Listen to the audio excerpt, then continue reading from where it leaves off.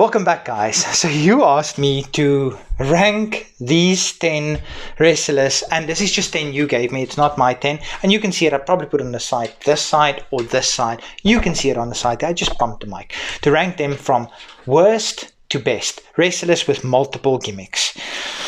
Now, you can see on the screen there, it's not good. So let's start with the first three. Number 10, 9 and 8, there's no winning with them. They're all very, very questionable. But let's just do Luke Gallows, Festus, Imposter Kane. The reason why number 9, I'll speak about that just now. So Imposter Kane was just bad. I like Luke Gallows. I actually really like Luke Gallows. I like the Good Brothers. I like the OC, I like it, but Festus was all kinds of troubling. It was just so bad. And Imposter Kane, no. Now next is Kane, Isaac Yankem, and Fake Diesel. The reason why this is above, if I have to have Kane or Luke Gallows, I'd pick Kane. If I have to have Isaac Yankem or Festus, I'll probably pick Isaac Yankem just because Festus was a whole barrel full of troubling. And then Fake Diesel, Fake Kane, just both, just bad. So 9 is, even though I love Kane, Yankem and Fake Diesel just drops him down so much on this list.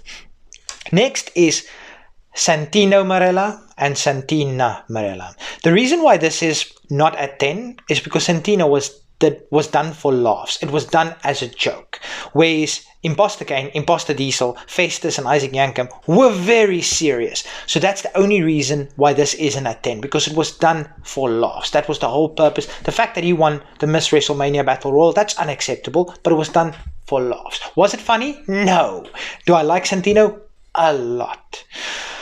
Number 7, Hogan and Mr. America. Now, you guys know how I feel about Hogan. I'm not a fan at all. However, he's very important to the business. More important than Santino, more important than Kane, more important than Gallows. And the reason why is because Mr. America, there was one part, I believe it was on SmackDown, where Vince McMahon had him on a lie detector.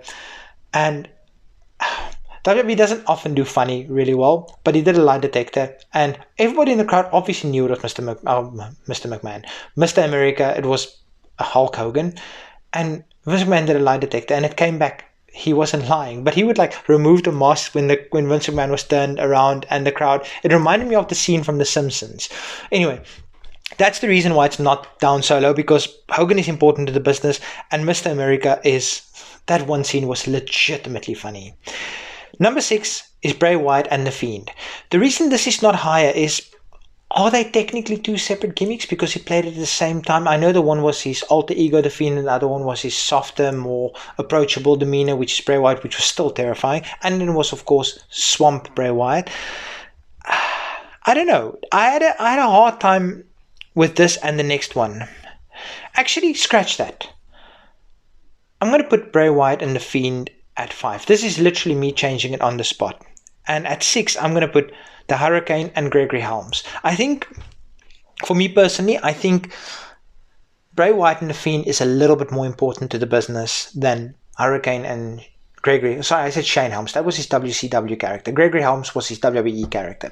By the way, all three really good. Hurricane was legit funny. Gregory Helms, he was a little bit more serious with his Cruiserweight Championship. But like I said, Hurricane and Gregory Helms at 6, Bray Wyatt and The Fiend at 5. 4, this is going to get me so much trouble, The Undertaker and the American Badass Undertaker.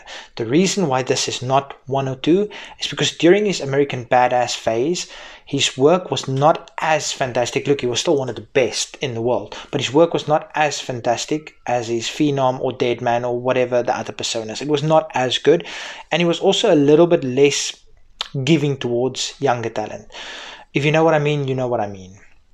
Number 3 is Finn Balor and the Demon Finn Balor. And sometimes he dresses up like a pumpkin when he's feeling extra spicy. But yes, Balor, Demon Finn Balor, both personas incredible. I'm very high on Finn Balor. If it wasn't for him getting injured, he probably would have been multi-time world champion by now. But unfortunately, the injury hit him at absolutely the wrong time. Number 2, John Cena and the Doctor of Thugonomics. I was such a fan of the Doctor the doctor of thugonomics.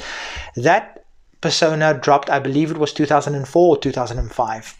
I was a teenager, almost 20. I was 18, 19, 17, 18, 19, around there when that persona dropped, and I absolutely, or was it maybe 2003 when it dropped? Anyway, I was between 16 and 19 when it dropped, and I absolutely loved it. John Cena, he's also incredibly important to the business, but the Doctor of Thugonomics, one of my favorite gimmicks of all time. And then number one, it has to be Mankind, phenomenal. Mick Foley, just the most kind-hearted person in the entire wrestling industry, I think at least. Dude Love, he was just a barrel of fun. That was Mankind, or Mick Foley, if you watch his documentary, that was his attempt to be Shawn Michaels, to be the showstopper, to be the heartbreak kid, to be the sexy boy. That was literally his embodiment of that. And then Cactus Jack, hardcore legend. So that's how I would rank these. Let me know how you would in the comment section, and hope you guys enjoyed it. Until next time, peace.